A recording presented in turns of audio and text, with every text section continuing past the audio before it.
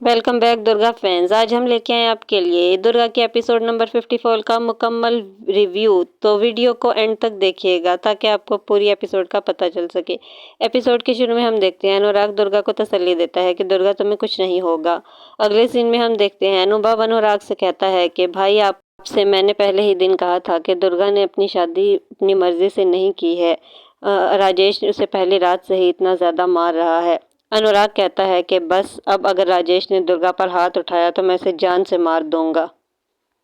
अगले सीन में हम देखते हैं कि राजेश अपने बंदों से कहता है कि इस मीरा में इतनी हिम्मत कहाँ से आई और मेरा भांजा मोहन इसकी भी बारी आएगी। राजेश का खास बंदा कहता है कि हमारे घर में भी बेटियां हैं और बिंदनियां हैं, वो तो इस तरह अस्पताल नहीं जाती, आखिर आपकी बिंदनी अस्पताल क्यों गई। राजेश इस बात का जवाब देने के बजाय उसे डांट देता है।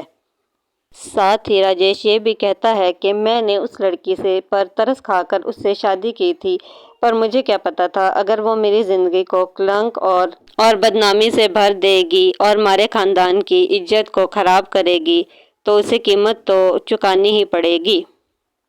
अगले सीन में हम देखते हैं कि अनुराग दुर्गा के पास आता है और उससे पूछता है कि कैसी तबीयत है। दुर्गा कहती है ठीक है। अनुराग कहता है कि जब ये सब कुछ हो रहा था तो तुमने किसी को क्यों नहीं बताया। दुर्गा कहती है अगर मैं ये सब कुछ किसी को बताती तो इससे मेरा ही नुकसान होता। जो लोग मुझे अच्छे से जानते थे उन्होंने ही मुझ पर विश्वास नहीं किया, उन्हें लगा कि शायद मैं ही गलत हूँ। अनुराग कहता है मुझे माफ़ कर दो दुर्गा। दुर्गा कहती है कि मैं कौन होती हूँ आपको माफ़ी देने वाली। अनुराग कहता है मुझे पता है मैंने तुम्हें हर्ट किया है, लेकिन उससे 100 गुना ज़्यादा मैं हर्ट हुआ हूँ। अनुराग दुर्गा से कहता है कि दुर्गा तुमने ये फैसला क्यों लिया, मुझे आज इस सवाल का जवाब चाहिए। दुर्गा उस बात को याद करती है जब राजेश कहता था कि मैं ये फ़ोटो सबको दिखा दूंगा तो कुंवर साकी बहुत ज़्यादा अस्पताल में और घर में हर जगह बेइज्जती होगी। ये सोचकर दुर्गा कुछ नहीं बताती। दुर्गा अनुराग से कहती है कि मेरा राजेश के साथ चक्कर चल रहा था। अनुराग कहता है कि बस आज से बाद तुम ये बात कभी नहीं कहोगी।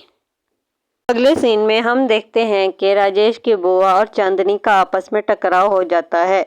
वो दोनों एक दूसरे पर इल्ज़ाम लगाती हैं कि तुम घर से बाहर कहाँ थी और दुर्गा और मीरा कहाँ चली गई हैं। अब राजेश आकर हमें पूछेगा। उन दोनों का सख्त टकराव होता है और मोहन भी बीच में आ जाता है। बुआ मोहन पे दबाव डालते हुए पूछती है कि तुम तो घर पर ही थे, तुम्हें पता होगा दुर्गा और मीरा कहाँ गई है।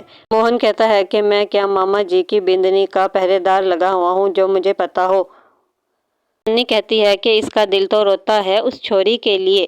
मोहन कहता है कि आप थोड़ा इज्जत से रहना सीखिए, मैं आपके बेटे की तरह हूँ। चांदनी कहती है कि अरे क्या संबंध है मेरा तुम्हारे मामू से, और जब तुम्हारे मामू से कोई संबंध नहीं तो फिर तुमसे कैसा संबंध। तो बुआ जी कहती हैं कि फिर तू इस घर में क्यों रहती है। अगले सीन में हम देखते हैं कि राजेश बहुत गुस्से में घर के अंदर दाखिल होता है। वो आकर मोहन से पूछता है मोहन तू कहाँ गया था। मोहन कहता है मामा जी मैं घर पर ही था। राजेश मोहन को जोरदार थप्पड़ मारता है। बुआ उसे छुड़ाने की कोशिश करती है।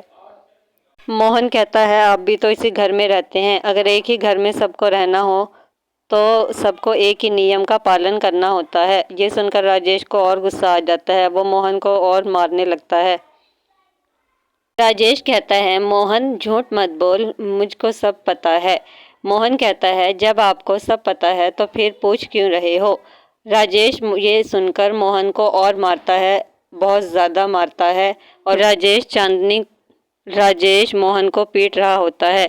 चांदनी कहती है कि इसे पूरे तरीके से मत मारो, आधा जिंदा छोड़ दो, अगर ये मर गया तो तुम्हें दोबारा जेल जाना पड़ सकता है। जवान लड़का है, हो सकता है हमारे काम आ जाए। जवाब में राजेश बुआ की तरफ देखकर कहता है देख चांदनी, जिसने भी हमारे साथ धोखा किया है उसे छोड़ूंगा कौन नहीं, उससे बदला लूंगा, कबीले वालों को भी नहीं छोड़ूंगा। अगले सीन में हम देखते हैं कि अनुराग दुर्गा से कहता है कि मैं कबीले में रहकर यहाँ के लोगों के लिए काम करूँगा। दुर्गा कहती है कि ऐसा नहीं हो सकता, आपने कहा था कि आप बहुत पढ़ेंगे, आपने वादा किया था। अनुराग कहता है फिर मेरे इन कबीले वालों का क्या बनेगा, और वादा तो तुमने भी मुझसे किया था। दुर्गा कहती है कि मेरी और आपकी ज़िंदगी अलग अलग है, आप कबीले के कुंवर सा हैं और मेरी ज़िंदगी की कोई कीमत नहीं, तो दूसरों के दर पर पली बड़ी हूँ, मेरा और आपका कोई मेल नहीं। मगर आप तो वादा पूरा करते हैं, आप जो कहते हैं वो करके दिखाते हैं। यहीं पर एपिसोड का अंत हो जाता है। दोस्तों, अगर आपको हमारी वीडियो अच्छी लगी हो प्लीज़ चैनल को सब्सक्राइब करें, वीडियो को लाइक एंड शेयर करें। Thank you.